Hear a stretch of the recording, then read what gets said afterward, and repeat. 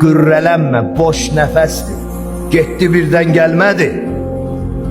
Belə olmayıb, hamı da getdi gəlmədi. Hansı birimiz nəfəsimizin sayını bilirik? Amma sayı var. Həzrət buyurur ki, olmayan şeyə razı ol bu dünyada. İstəyirsənsə məğlub olmayasan. Amma müasir insanlarımız belə düşünmür. Olmayan bir şey üçün başlayır stresə düşməyə. Niyə yoxdur? Yoxdursa ümumiyyətlə Allah nə istəmir, Allah bəs versin də, Allah belə hamısını fırlayır öz hisslərini. Öz hisslərini. Özü necə düşünürsə, elə bir Allah da o cür olmalıdır.